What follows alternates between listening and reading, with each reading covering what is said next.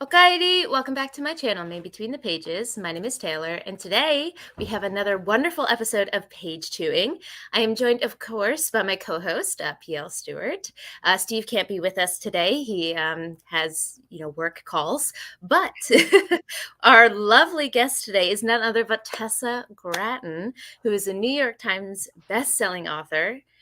For many, many different works, both in YA and adult, and we're delighted to have her. If you wouldn't mind, though, just giving those watching a little bit of a self-introduction of who you are and how you found yourself where you are in the industry today. Sure. I am Tessa Gratton. I am the author of predominantly young adult fantasy novels, but I've also written several adult fantasy novels, which is what I grew up reading and loving the most. My books have been translated into 22 different languages, and my debut came out in 2011. So I've been doing this professionally for just over a decade and full-time for about 10 years. I live in Kansas on the edge of the prairie with my wife and some really weird cats. But I grew up living all over the world because my father was in the US Navy. And so we were stationed in all kinds of places, including Japan. Yeah, I love all things magic. When I was little, I wanted to be a wizard more than anything else. And I've been kind of chasing that my whole life. And writing stories is the closest I've come to creating magic. I love that because stories are magic, Yeah, It's they how can we can be. create Yeah. it's how we can create that in the mundane, right? Mhm. So, just hearing from your introduction there, I'm sure there's a lot of things that have inspired your works, over the years. But one thing that strikes me is the breadth of what you've done in all of the different genres and all of the different inspirations that you've had, from Shakespeare to Star Wars to you name it. And I'm wondering if when you approach a story, is there a different way that you approach a story, knowing it's going to be in a specific genre or age group? So you mentioned both YA and adult. You grew up reading adult when you were young. I think a lot of us got away with reading books we shouldn't have been reading when we were younger. Yeah. But I'm wondering, when you approach a story, do you approach it from the genre or the age group that you're going for? Or does it naturally just kind of develop into one of those what's the word I'm looking for? Categories on its own. Sure. The On a basic level, every story that I want to write, when an idea grows enough that I think it's a viable idea, it's something where, okay, I know I can make a whole book out of this idea. That usually comes with the category, the age category. Like I know at that point, am I aiming for a young adult audience or am I aiming for an adult audience with this? Like, what does the idea call for? What audience am I really interested in asking questions to, like directed at? But that said, when I first started trying to be a published writer, I specifically focused on young adult ideas and teenage ideas because that's why I wanted to be a published writer, was to write stories for teenagers and young adults. I was actually going to school for politics. I was in graduate school. I fully intended to become like a feminist lobbyist, like really deep into intersectional feminism and lobbying and how to make structural change in America specifically. And I was in graduate school in 2004, 2005. It was the like kind of the height of the Iraq War. And George W. Bush was elected again. And my dad was in the province of Iraq serving with the Marines that had the highest death rate for the US service members. And I was in a really fraught place and was getting just angrier and angrier. And I realized that the path I was on was actually just turning me into an angry and maybe even like kind of aggressive bad person. I only fought, I only argued. I didn't really know how to create relationships that would actually lead to change. And I quit graduate school and thought to myself, okay, what was my actual goal here? That was making the world better. That's what I'd wanted to do for at least 10 years. I knew that's what I wanted to do was make the world a more equitable, just place. And how could I do that if not politics? Like that's how you're supposed to do that, right? And I thought to myself, okay, well, what made me realize that the world needed people to fight for justice? What made me want to make the world better? And the real answer was the way I was raised, which of course I can't give to everyone. And then also the books I read when I was like 10 to 15 years old. And so I thought, oh, well, I've always loved writing. I've always been a writer, but what if I could pivot and do that as my calling, my work and write books that can help other 10 to 15-year-olds realize that the world is in danger and we need to be fighting things like transphobia and structural racism and all these things. How can I tell stories and write them? And so I got into this job intending to write for a young adult audience first. Like that is what I was here for. And my first 6 or 7 books were YA books before I was like, okay, you can have a break and you can write a fun adult sexy Shakespeare retelling. Allow it, right? Yeah, right. You've earned it a little bit. Oh, I love that. I love that origin story and how, I feel like writing is almost a calling. A lot of people talk about it as that. And it's really interesting to hear how you came to the space that you're in now. And something that also really strikes me with the work that you do is almost all of it is either queer normative or mm, queer normative adjacent or talks about those issues, right? So I think that when you come to your works with that in mind, it definitely comes through the page. I think you're very successful in getting that through to the audience. Thank you. Yeah, definitely. Yeah, I'm sorry. And I think for someone like Taylor who knows me, I'm still kind of giddy because this is a huge fanboy moment for me. I think Tessa knows that I'm a huge fan of your work. You can forgive me for a minute while I do some cover flashing because the Yes. covers are gorgeous. Right, the covers are gorgeous. The Innis Lear, Queens of Innis Lear duology, Queens of Innis Lear, and of course Lady Hotspur. These are Yep. these are gorgeous covers and fantastic books. If you'll indulge me, Tessa, why Shakespeare? Why a Shakespeare retelling? What led you to write this duology? So I ultimately wrote the Queens of Innis Lear because I think the play, Shakespeare's play King Lear, sucks.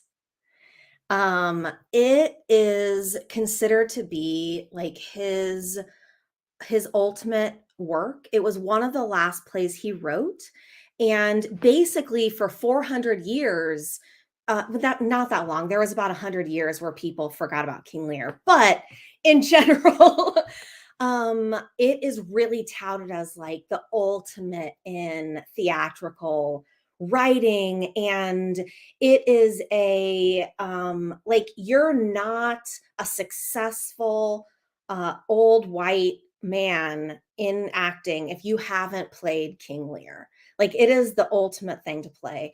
And so many of the lines are famous and the storm, like it's just very iconic.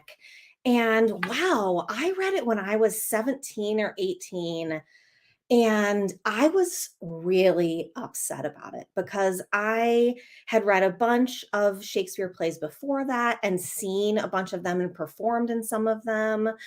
And I really felt like Shakespeare kind of had my back because he wrote really complicated, marginalized characters, openly marginalized characters.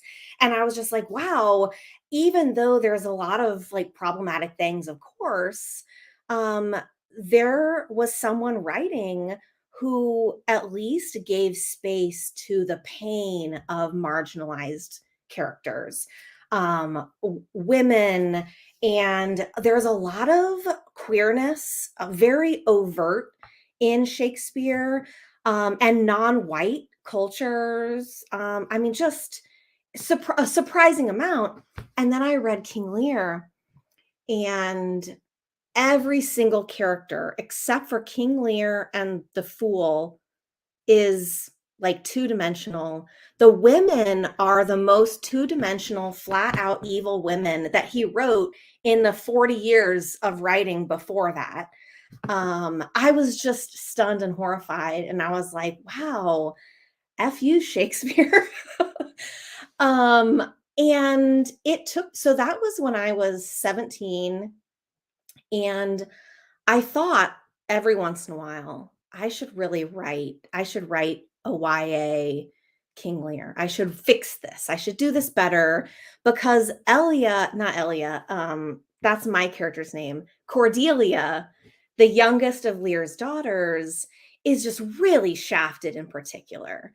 Um, and she only exists to further Lear's character arc. And I came back to it every once in a while and was like, it's Cordelia and Edmund the Bastard. These are the two most interesting characters. And I got to do this. And every once in a while, I would sort of like chew on the idea and realize it just wasn't there yet. I didn't ultimately understand why I should care about Cordelia in particular. And then in 2014, um, I had a book series canceled by my publisher. It was during the Penguin Random House merger when Random House bought Penguin. And I was at Random House at the time in the middle of a trilogy called The United States of Asgard, which is in print now because I got the rights back and self-published it. So you can go read it anywhere that books are sold. But I really had been treated very well by Random House Children's Books, where they published my first two novels and then this trilogy. And the third book in the trilogy was done. And I thought that we were getting on a phone call to talk about what my next books were going to be. And instead, the phone call was actually, we're not going to publish this book at all anymore. And this is something that happens to authors all the time, unfortunately. It is very like business as usual for publishing, but I was crushed and betrayed because it seemed like it came out of nowhere to me. And I felt like I'd given everything, I'd done everything right, and then it still wasn't going to happen. I was betrayed. And it was maybe like, I don't know, 6 or 7 weeks after this conversation. And for whatever reason, King Lear came back up, and I thought to myself, "Oh, oh, oh, I understand Cordelia. I actually have a window into her emotional reality now." And as soon as I realized that, like this whole book just kind of unfurled itself in my imagination. And so that's why King Lear and Shakespeare, I decided to write the story that I wanted King Lear to be, where every character was three-dimensional and mostly selfish and bad. Like, I didn't want to make everybody good. Most of them are still bad guys, but I was really invested in exploring how that could happen to a family and a kingdom, and like the relationship between like structural power, the ruling class, and their emotional like family issues, also like everything that I've always been invested in. And it turned into this huge, sprawling, epic fantasy novel. Yeah. Yeah, one that is, may I say, absolutely brilliant. Thank you. Certainly in my top 50 books, both of them of all time, and certainly my top duology ever. I guess, of course, duologies now, I think they're a bit, I mean, there was a time when, if I look through a lot of the fantasy titles, there were very few duologies. I'm not saying it's so pervasive now, but Yeah. there are more than before, and this is just fantastic. So, so a question, Tessa. So with one thing I love about your series is obviously the gender inversion and own voices. You inject that feeling of magic and mystery that I think Shakespeare was trying to capture. You have all these unique characters, and you still have you draw us into this world of prophecy and divided loyalties and destiny. But the one thing that I will say, and this is, again, this is only a compliment, is that your prose, wow, it is so lush, it's so evocative, it's got, I can only describe it as dreamy. And so when you think of Shakespeare, obviously we're talking about, we have to keep in mind in the context of the time that he wrote in. Mm-hmm. But I mean, your prose is just, it so suits for me something that is inspired by Shakespeare's plays. So what was that a conscious effort to make the prose somewhat elevated because it was Shakespeare? Was that something that you were striving for? I really appreciate you using the word elevated. PL is a prose snob, so that is a huge, huge compliment. So I really appreciate that. I tried very hard to feel about the way that I wrote The Queens of Innis Lear, the way I feel when I read and recite my favorite Shakespeare lines and soliloquies. I think that Shakespeare was like a linguistic genius. And I think that he mostly was just writing the way that he thought and the way that his imagination worked, and that he was a poet above all. And he brought this like sense, he basically invented it, like a shocking number of words in the English language. I think, I don't know. I'm just going to make this up, but I feel like I read at some point that it's like something like 10% of the English language can be traced to either directly to a word that he used for the first time in his plays, or he invented a word, and then because English is a very improvisational language, we did the same thing to other words that he did for the first time. And so when I think about Shakespeare's writing, I think of rhythm and playfulness. Those are the key words that I have with everything I love. And, even his most tragic, beautiful soliloquies are still playful. And that's what I tried to keep in mind when I was writing. And to be honest, I let myself indulge myself. And I usually try not to do that because I'm a long writer and an overwriter. And so I struggle to keep even YA books under 100,000 words. um, because I just like to live in playful poetry. But when I was writing in the Queens of Innis Lear, I was like, you know what? This is your chance. Just go for it. And so it's a very indulgent, in a lot of ways, book for me because I didn't hold myself back very much, even in a few places where arguably I should have. When you say that you wanted it to have the same cadence and the playfulness. Mhm. Did you find that you were reading back to yourself out loud was an important part of that process? Because I find that if I say something out loud, it hits different than if you read Mhm. it. Yes, definitely. And I read it out loud differently. I try to read as much of all of my books as possible out loud when I get to like the line edit and copy edit level. That's the best place to figure out, oh, I really need a comma here, or an indication of this is where you would take a break if you were telling this story. Um, with the Queens of Innis Lear in particular, um, I let myself get into a more performative space. I spent a lot of my high school. I was a theater nerd, and so I actively tried to be in that theater nerd space when I was reading Queens of Innis Lear to myself. Especially, I tried really hard with the dialogue in particular, and then some of the longer, more dreamy descriptions. Yeah, that broke down a little bit with Lady Hotspur just because of timeline and things that were going on in my life. I didn't have as much time to work on it. And so, yeah, I wish I could have a year now to like revise Lady Hotspur just for the things that I got to do with Queens that I didn't get to do with Hotspur. And that's just a publishing reality, unfortunately.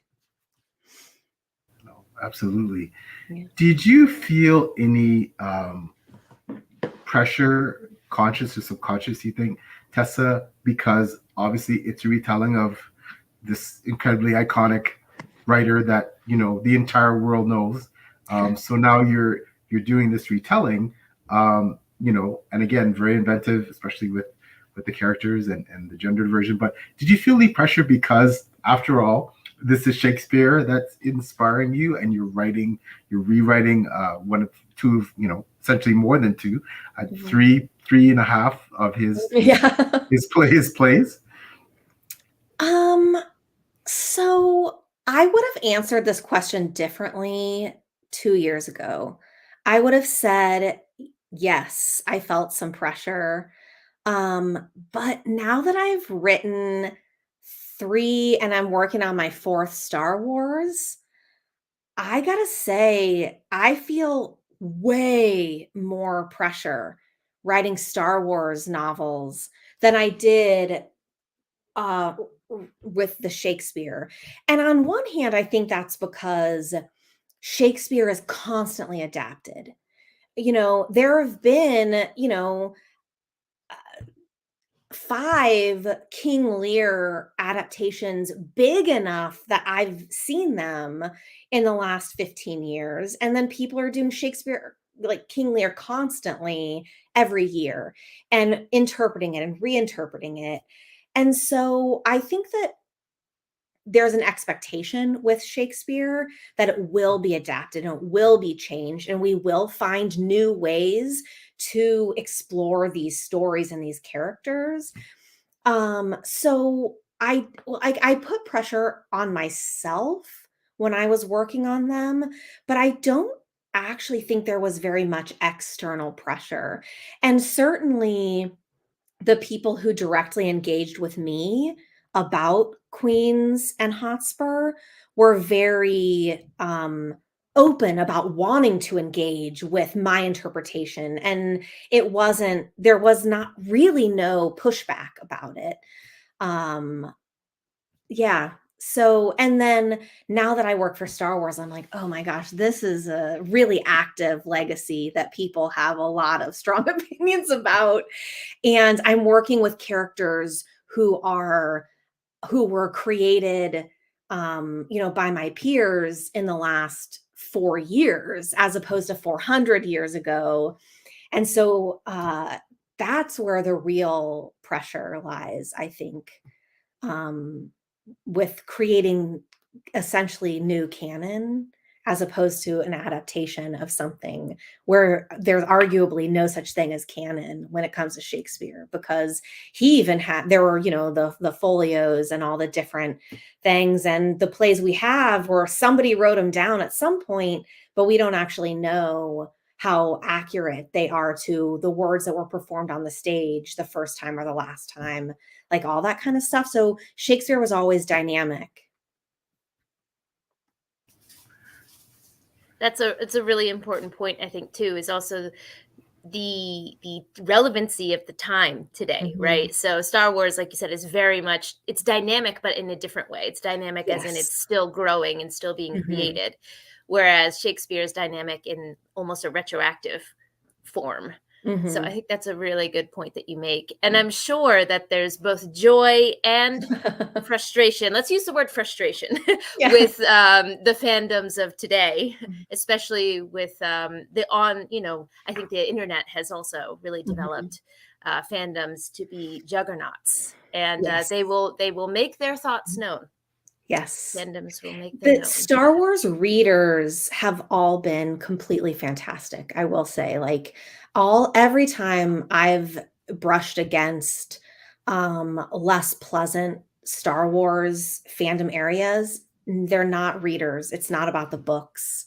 It's and so that is nice. Like particularly I work on the High Republic era, and I've never seen anything with the High Republic readers and fans other than just like joy and excitement and really like invested critique. I don't like where they're like, oh, we really want this to be good. Let's talk about how we wish it had been better. Like that is the angle of the kind of critique. So yeah.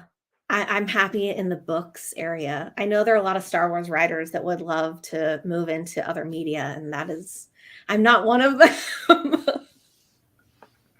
That's amazing.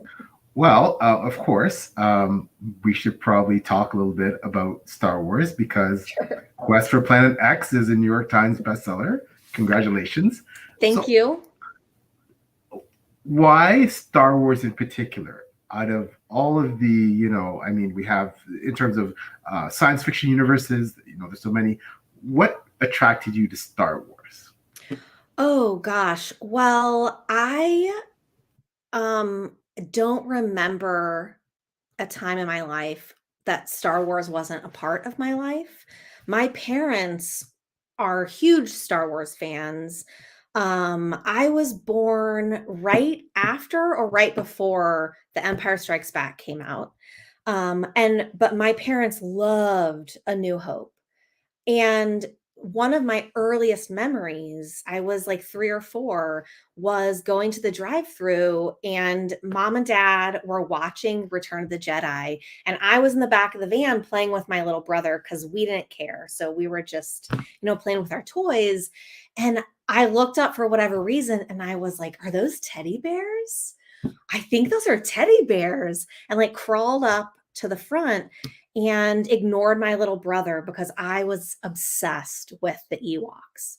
I thought they were teddy bears. Um, and so like that is one of my most formative memories, was becoming actually obsessed with Wicket.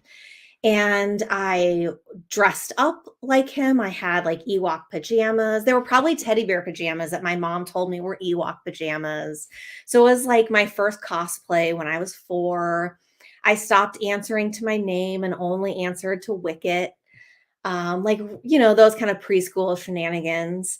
And as I got older, I gravitated toward Princess Leia because she had incredibly beautiful hair. I will admit it was definitely a shallow initial attraction. Carrie Fisher's face and her hair. But I really learned a lot about myself from Princess Leia and how she led and what she wanted and how she built relationships while still fighting for justice. And so, in a lot of ways, I never chose Star Wars because it was just always there and always a part of my family life and things that taught me about fantasy. Even though there's spaceships and stuff, Star Wars, the original trilogy in particular, is a fantasy trilogy. And so, yeah, that on one hand is the answer. And on the other hand, when it comes to actually writing professionally for these kind of big IPs, for the most part, they choose you. Authors don't have enough power in general to be like, yes, I would like to write a Star Wars. May I have one, please? That's unfortunately not how it works. And I got to do this because of my very good friend and co-writer Justina Ireland.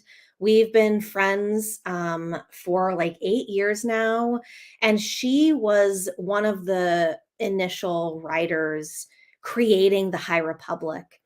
And it's because of her that I got my invitation. She knew I loved Star Wars. We'd written together before, and beta read for each other, and she trusted me, for which I'll always be happy and grateful to co-write a book with her. And so that is how it happened for me, was um, relationships, and like having, I'd been a writer for 10 years already, so I had a good backlist. So yeah. That's incredible. What is it like to co-author a book with another writer? As a writer myself, we've heard all kinds of stories. These collaborations, these partnerships. Sometimes they work fantastic. Sometimes there's issues. Mhm. But regardless, so Chaos and Flame. That's I guess the best known collaboration you Mhm. have with Justina. And also, can you tell us a bit about it while you're at it? But what's it like to do the collaboration, the co-writing? Sure. It's different. I've talked to a lot of different co-authors now, and it's different for everyone. For Justina and I, it really happened because we talk about writing constantly. We're always talking to each other about what we're working on, and being like, "Oh, I can't figure out this character arc," or like I'll read one of her books early and give her feedback, and vice versa. Excuse me. And we also knew that we have similar taste in YA in particular, like what we want from YA and the kind of fun we want to have in YA. Was really the main reason we decided to work on this together. Justina and I both our individual novels are always grappling with hard issues. I really am looking at things like choice and gender. Gender trouble, and structural transphobia and that kind of stuff, and trying to deal with that. And Justina writes about historical racism and modern racism. And, so our individual books are really hard to write. We're trying to make a difference. We're trying to challenge readers and also invite them in and have a good time. And it can be a very fraught process. And so we hit this point where Justina is the one who was like, we really should just write a fun book. Can we just write a book that's not hard? It's not about anything except fun. And, we'll put some dragons in it and kissing and whatever, it'll be great. And I was like, that sounds so nice. Um, and we talked about that for a while, just like knocking ideas around and trying to put things together. And we kept ruining our ideas with like real world issues. And we were like, oh no, we can't do that one. That's too important. That's going to be hard emotionally to write. We need to get back to something fun, and that's it. And Justina called me one day. It was January of 2020, and she says, I you're gonna make fun of me for this, but I know what book we have to write because I had a dream about it. And I said, just like Stephanie Meyer, it's a sign. Because Stephanie Meyer notoriously had a dream about what became Twilight. And so we went on a retreat together, and like just banged out an outline. We were just having a great time. It was silly. And then about 8 days after that retreat, the lockdown happened for COVID. And we were just like, oh no, well, now we have to write this book because everything is terrible. The world is terrible. We can't write anything serious because we're all in like existential agony every day. And so we started writing Chaos and Flame, which is like a really fun and ferocious YA enemies to lovers fantasy about an assassin from House Kraken who is intent on revenge against House Dragon because House Dragon massacred her original house and made her an orphan. And that is Darling. And then Talon is the other main character, and he is the war prince of House Dragon. And he really is tired of war. And he meets Darling and they fight, but Talon recognizes her because his older brother, who is the High Prince Regent, has been painting pictures of Darling since he was about 8 years old.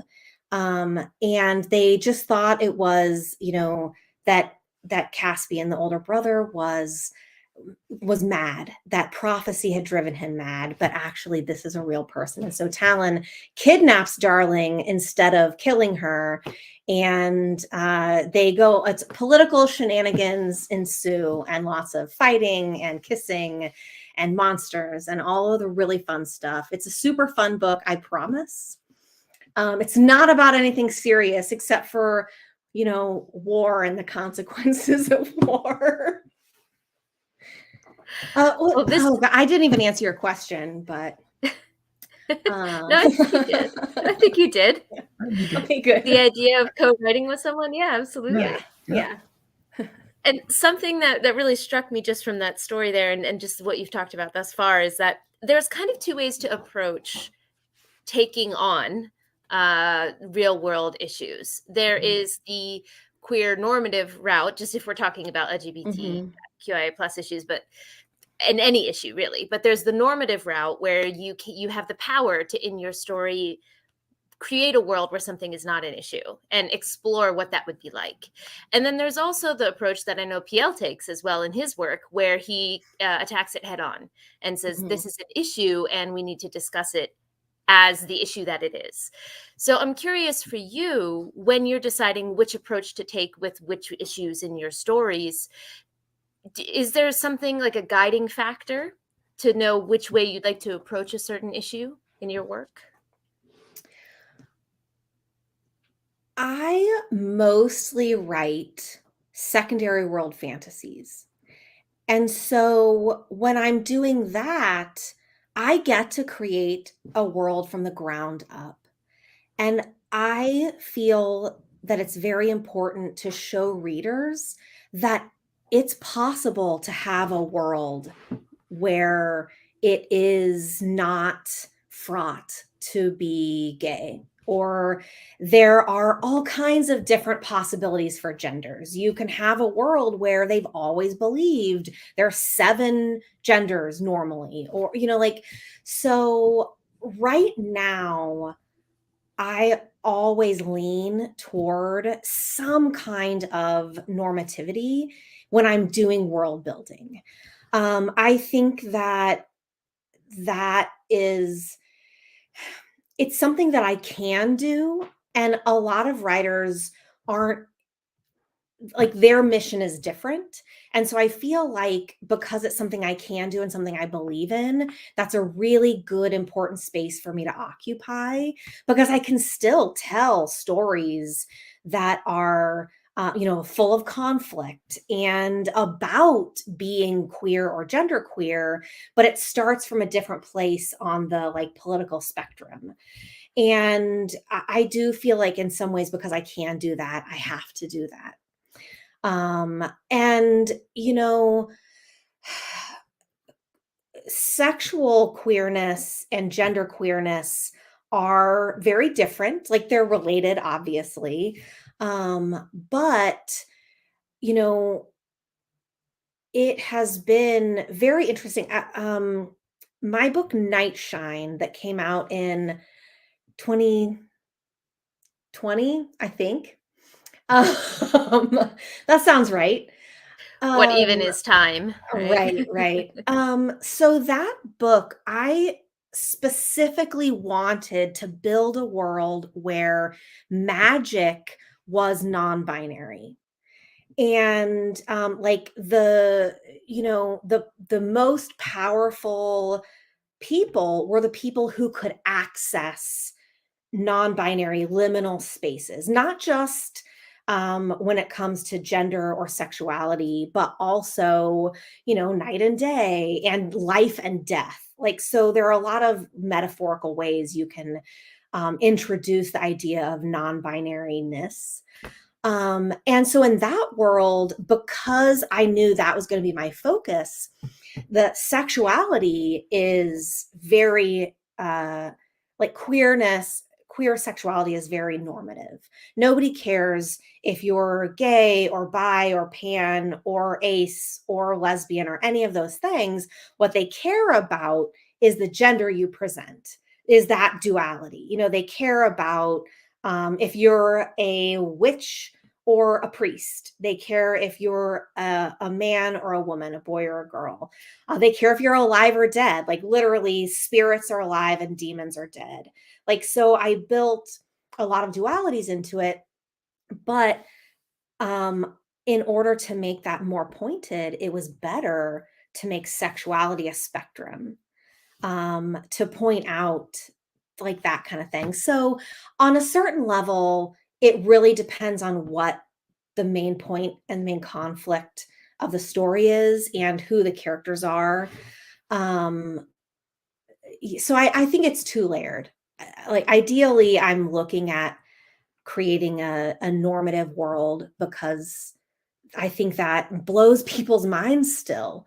Like, so many people can't even imagine, either because their imagination has been quashed by our culture or because they're in so much pain. Like, a 14 or 15-year-old who is afraid and in danger.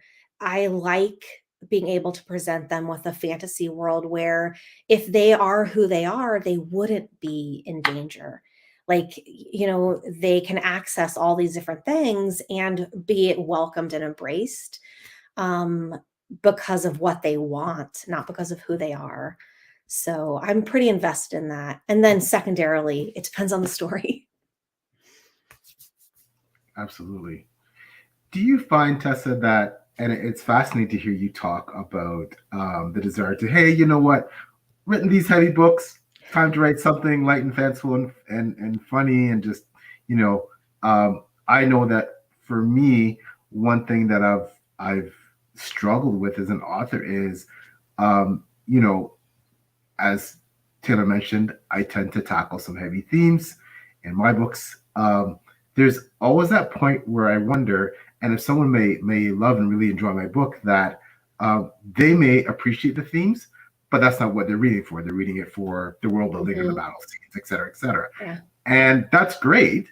But at the same time, sometimes perhaps it's not the themes are necessarily lost on them, but that's not their focus. And then, of course, for some people, and every reader is different, and it's Mhm. reading is a very subjective thing. For some people, that is the focus. That is why they read my books. Do you find that when it comes to books that are heavier in themes that you've written, that there is sometimes a tendency to perhaps for some readers to kind of not necessarily overlook but gloss over the themes and look for the entertainment value, and or vice versa, to really hone in on those themes? And how do you feel about, well, you know what, I think it's okay because even if someone doesn't necessarily hone in on those themes, they're still enjoying my book? Like, how do you feel about that kind of dichotomy? Um, I, on one hand, really, I mean, I write books because I want to explore themes with really like dynamic characters. And so I do really want readers to, like, my ideal reader at least understands the questions that I'm asking and gets that the knives I'm, stabbing them with are theme knives.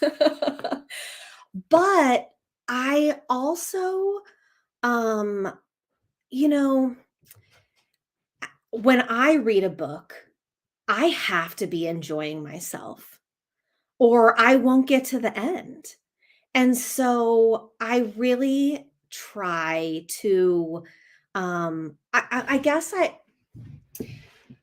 my my heaviest thematic works um have been my least read works in a lot of ways. Not the adult books, but when it comes to YA, the harder I have pushed um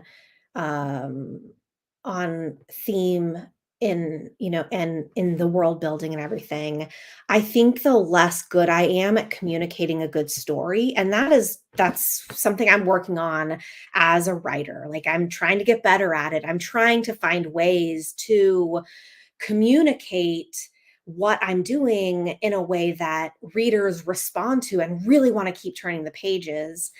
And so I really want both. I want readers to enjoy the excitement. And, fantasy isn't fantasy if you don't have like battles or dragons or some kind of like magical murder or whatever. Like, we have all these tropes, and I would like to learn to use those tropes more effectively to tell stories where 20% of it is like, okay, but did you get the point? you know I hope you feel a lot of things. I do think that I was more successful with that in Queens of Innis, Lear and Lady Hotspur, partly because I am a long writer and I have the space in adult, like the literal word count space in adult, to take my time building the kind of conflict and theme and relationships to get to that point, while also doing, big plot and exciting adventure and, awful magic and all these kind of things.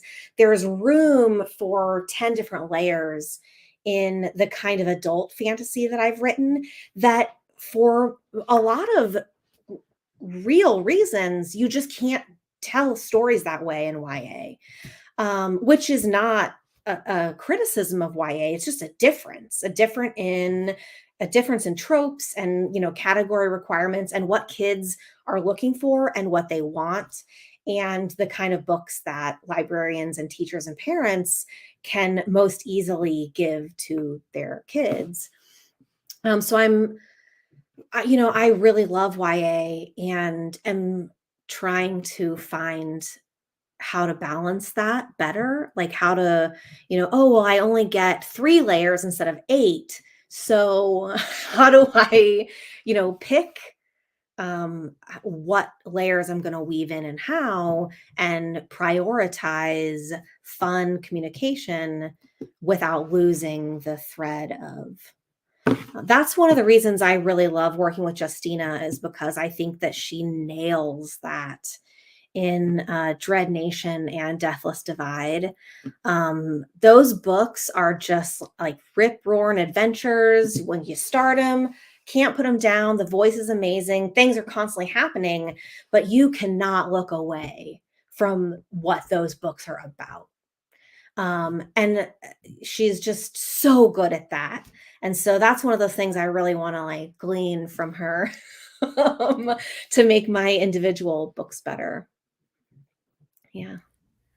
I think it's very important to talk about the different delivery as well, in YA and Mhm. adult, because as someone who is now, I'm 30, so I have officially aged out of who YA is written for. But I find that as an adult, I still enjoy it, but I have to go in knowing it's not written for me anymore, if that Mhm. makes sense. So I'm actually pregnancy brain is a real thing. So I'm having some issues with adult fantasy right now with all of those layers we just discussed. So I'm actually revisiting some older YA books at the moment, but I'm having to remind myself that when I'm annoyed that where are the parents in this story, it's like they're not supposed to be there, right? Yeah. So it's even as a reader, it's a very interesting experience to go into those two different age groups. And it's just fascinating to hear as a writer that you also have to kind of think through that, and get in the right headspace for it. Because as a reader, I have to as well. I have to kind of reset a little bit. Yeah. Absolutely. Absolutely. So this may sound like an odd question, but I can imagine you're probably extremely well read. You can't read everything. I know I certainly can't. I'm just so enraptured by the depth and breadth of writing today in 2023 and all the different genres and subgenres and things you can read. Things as you're talking about, especially in the queer space. What do you feel, if there's anything we're missing or there should be more of in literature, speculative fiction specifically right now? Where is there an absence? Where is there a dearth of something that we should be reading more of, seeing more of? Like what's missing? Especially keeping in mind that right now we have places, for example, United States, where the schools where books are being banned, unfortunately, which is sad. I don't want to get to the whole political aspect there, but what are we missing right now? What would you like to see more of? More authors write more of? Oh gosh. I have never not been able to find what I'm looking for. If I want something, I can ask a couple of friends or I can ask Twitter and I'll get, 20 suggestions and 3 of them are in the realm of what I'm looking for.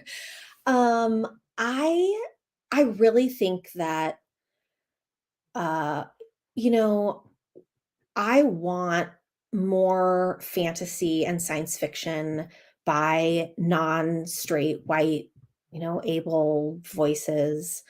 And I can't, there are already enough of those that I can only read those, but they aren't getting to the levels where they're household names, where people are, they know what I'm talking about when I say those kind of things. I would, that's really what needs to happen is we need to get those authors, marginalized voices to the level where I can mention it to my dad and he's heard of them. He's very well read, and that would be really great. I have read a bunch of books in translation recently, and I think it would be great if more people read more translated books. I did that in college a lot, and I credit those professors who didn't just give us um, Western English speaking writers, but they gave us translations with the reason that I can actually world build well. I grew up reading incredibly well built Western science fiction and fantasy, but I was also lucky enough to read Latin American fantasy and African fantasy in translation in particular, just because I lucked into professors who were like, this is where you can find it. And it's so much easier to find and access those things. And I think that those are the kinds of that literature that comes from a totally different place is so, it can be so mind blowing on a line level. And especially if you're aware of, oh, this was written in a totally different language that functions very different from English, and then translated into English, and it's still really good and affecting. So that's already like 3 layers of linguistic dynamism, like, and so that's what I would say is I think particularly aspiring writers, but all writers should read more books in translation for sure. There's just so much out there, and you just have to look for it. Yeah. It's a This is the book fantastic I'm answer. currently reading that is a lot of it's Chinese short stories. The Way Spring Arrives. It was published by Tor, I think. Yes, Tor.com. I'm working my way through this right now. So yeah, that's a book of shame for me because my friend has a book club, and I was like, oh, I'll join, and then didn't get to it. But it happens. But I 110% agree with the idea of translation being important. Something, coming from living in Japan for as long as I have at this point, I have made it an effort to read a lot of Japanese translated fiction while I'm here. And something that strikes me too is not just on the line level, but also on the plot structure level, how different writing is in this country. And I'm sure it's different from other places where I'm not as well read. But the idea of the dynamic action that curve that with the West we all tend to follow is not really so much a thing here. Yeah. And I find as a reader it challenges me. So not only as a writer should we expand, but as a reader as well, I think it's important for people to be branching outside of that structure. Because I feel also as a writer, I imagine you can take techniques from that, from the different ways that people approach plot structure around the world and add it to your own work as well. Yeah. That's the goal. Yeah. So Tessa, and again, you are now I know essentially we're all writers and it's one big creative space, but now you're straddling both the traditionally published and the self-published world. You mentioned that you've self-published some books. Self-publishing, I think is I talked about, what kind of books, are we missing? What kind of books would we like to see? I think self-publishing has really changed the game in terms of access to such a wide variety of books that might not have reached certain audiences, but now it can, because authors don't have to, go through, essentially the gauntlet of a big traditional publishing house.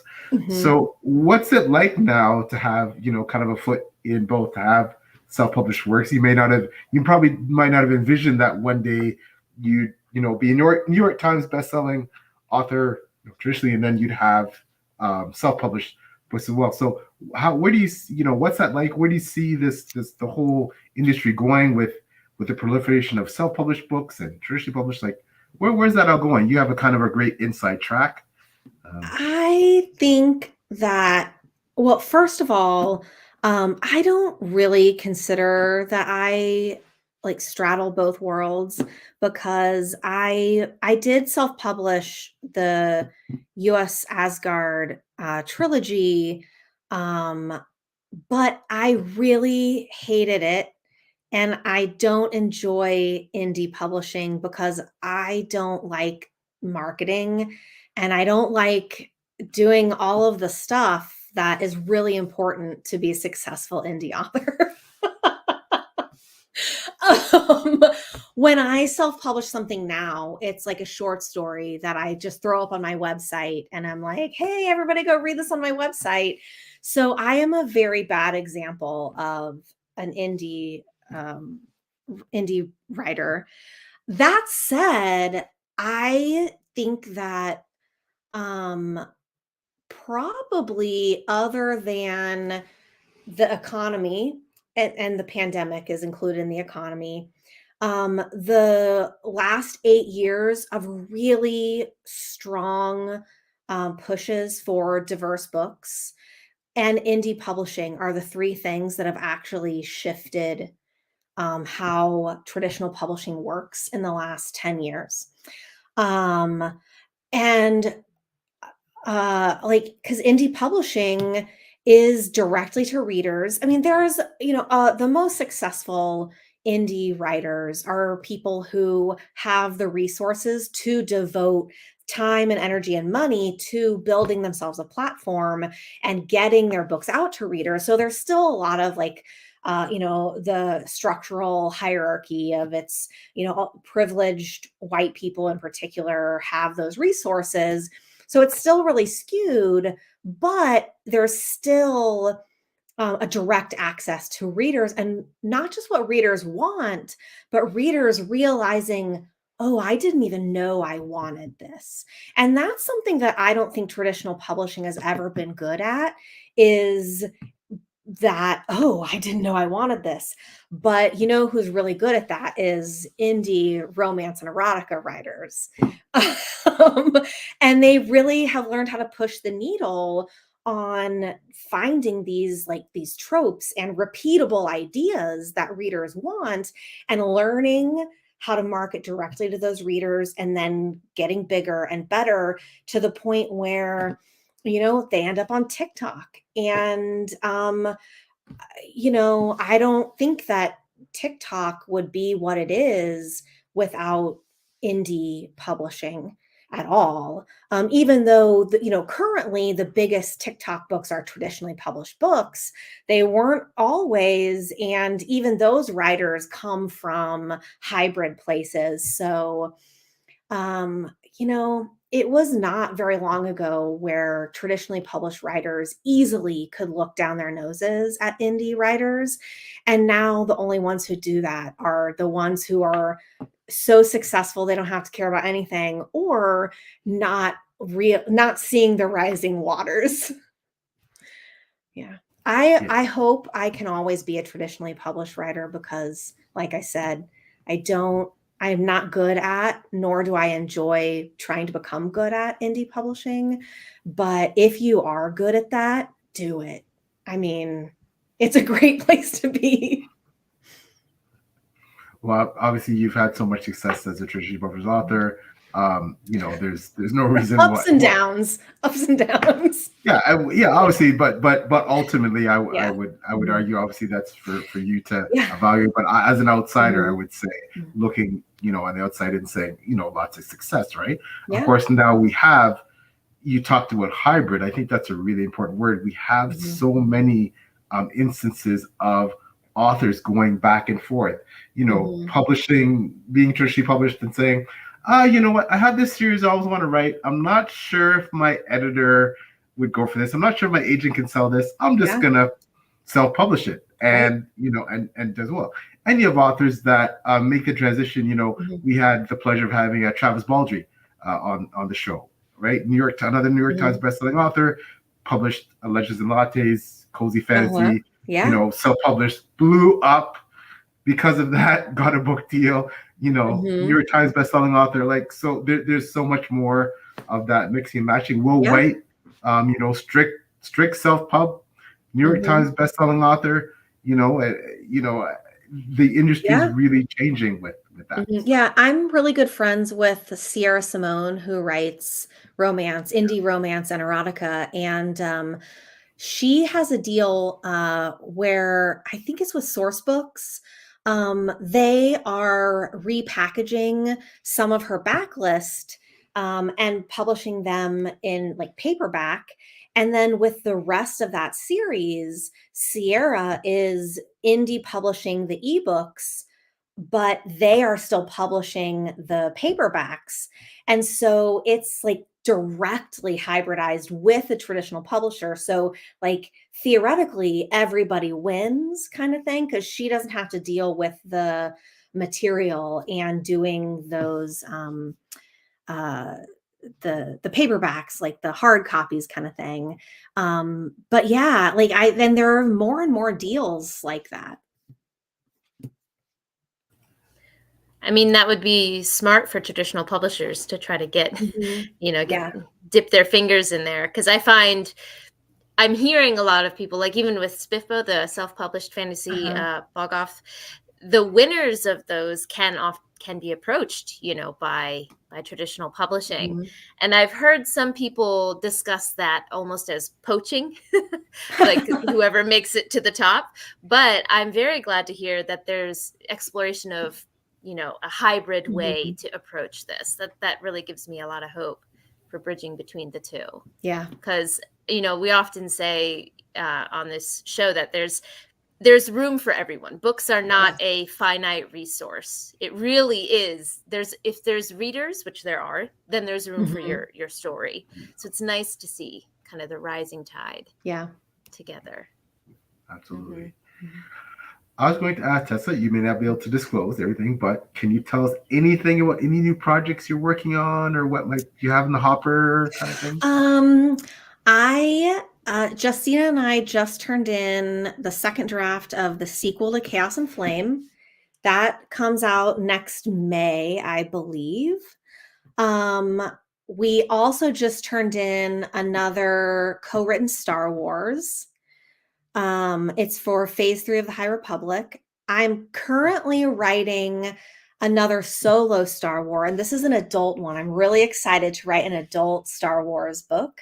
It's called Temptation of the Force, and it comes out sometime in 2024. But I'm still writing that. Spicy. So yeah, I know. I like that title. I'm excited. And I am on submission with a new adult fantasy that I hope sells, but who knows in this economy. So yeah, right now everything I have coming out is Star Wars and then Chaos and Flame, and I'm hoping to sell some other stuff that is all secret because it's still on submission and everything. So working on my own standalone YA fantasy again. But yeah, I think that's everything. That's a lot. Yeah, I know. So that's a lot of projects in the works. Yeah. And it's really the Star Wars, the timeline is so fast. Usually when I am working on a book, it's not going to come out for like 2 or 3 years. But with Star Wars, I'm literally writing a book that's going to come out next year. And that is part of the Star Wars pressure. But yeah, that also keeps everything very like in time, like in real time, and what people are excited about, that's what we're given. So. Well, it's certainly going to make you quite the prolific author. And looking back, your body of work over a 5-10 year span going forward is going to be pretty extensive. So it is. I'm going to need a vacation. Well, I'm sorry. I'm not trying to put extra pressure on you. But acquiring minds want to know. I know it may be a no-go, and you may have done with that. But is there any possibility you might ever come back to Innis Lear? I know it's a duology, and it's amazing. It stands alone. But is there any possibility you might do something? I would love to. Those books lived in my head for a long time before I wrote them. And so it would need to be the right play and the right time.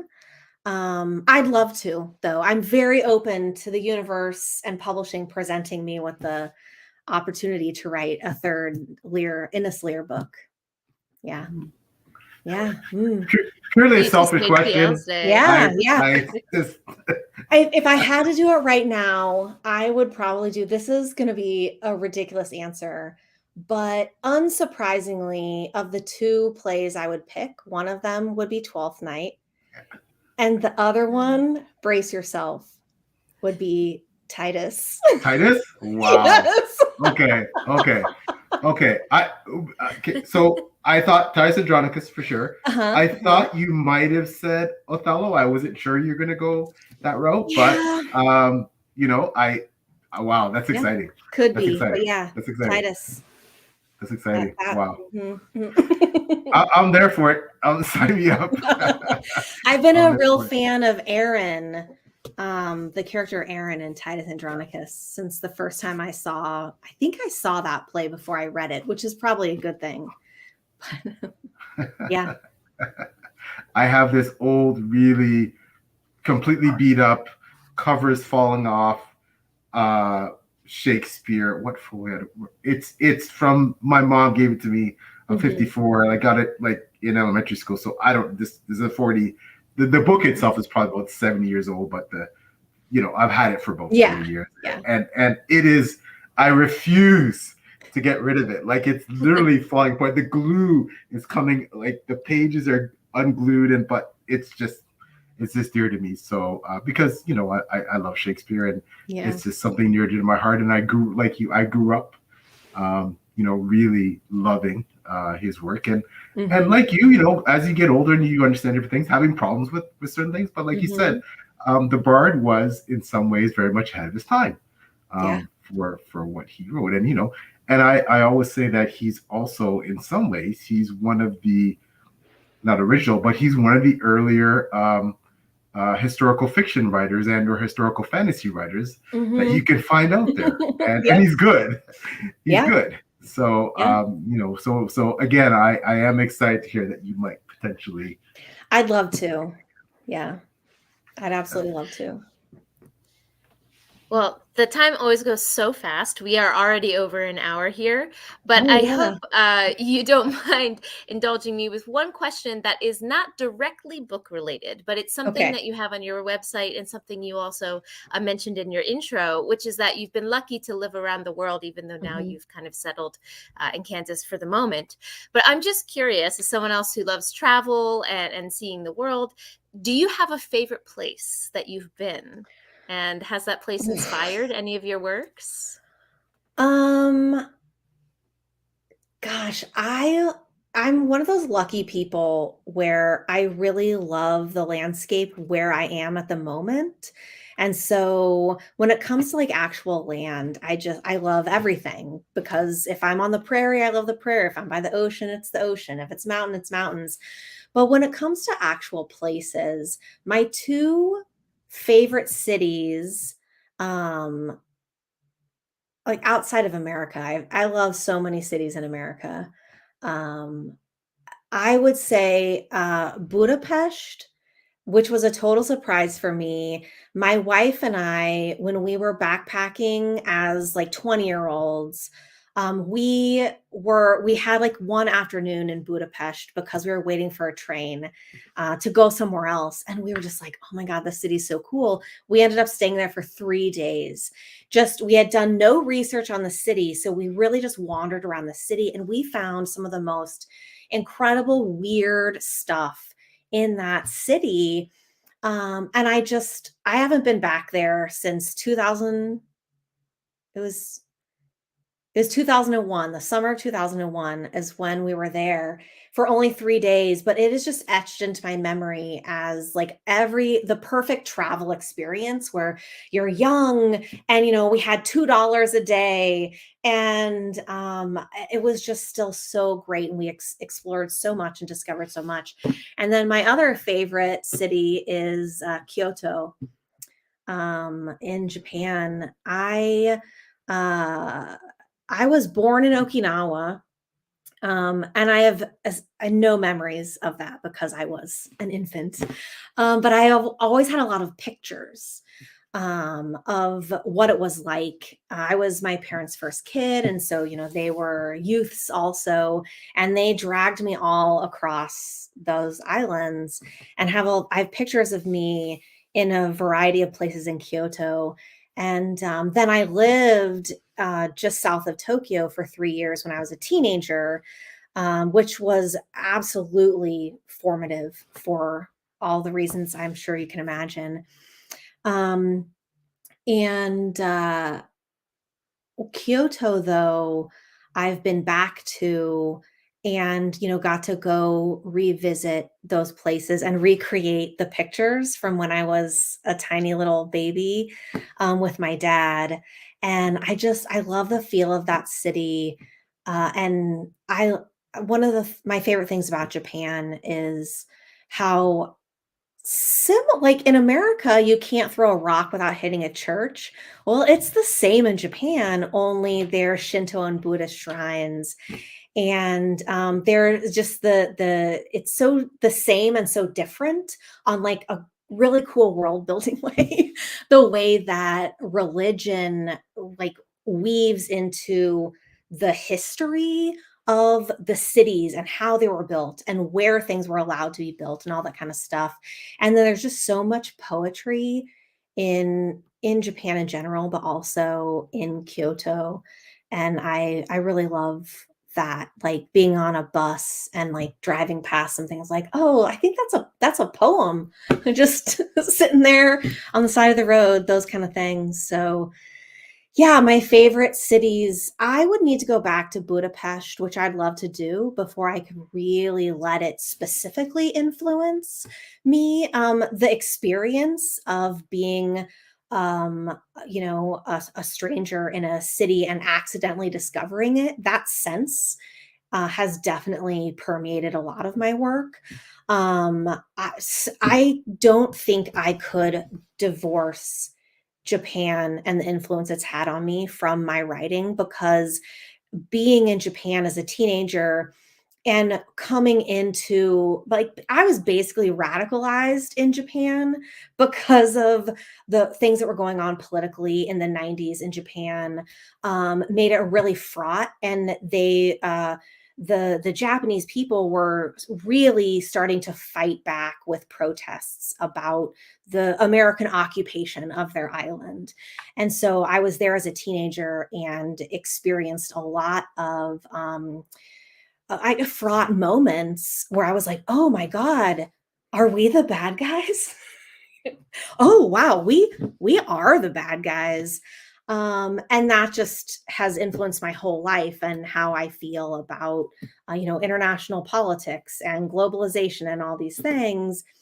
Um, but I did let the aesthetics of what I love about Japan really creep into my work on Night Shine and Moondark Smile in particular. There's a lot about the way that I wrote the demons and spirits and shrines and magic. And it takes place in a temperate rainforest, which part of Japan is. So yeah, with volcanoes. Such a beautiful answer. I haven't been to Budapest Thanks. myself, but but you make me want to go there. Yeah. It's a very Um, cool city. At least it was in 2001. I assume it's still pretty great. we can safely assume. Yeah.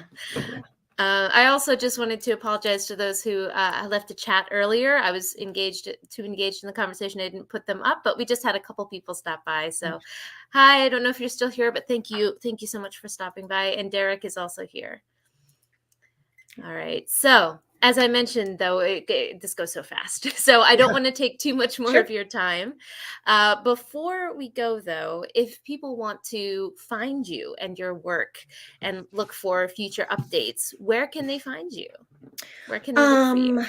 Twitter is where I am the most often, though I will warn you, 80% of my Twitter is my current fandom, which is Chinese web novels. So there's a lot of fan art and like inside jokes on my Twitter, but I do also post about my books there. And my Instagram, they're both at Tessa Gratton.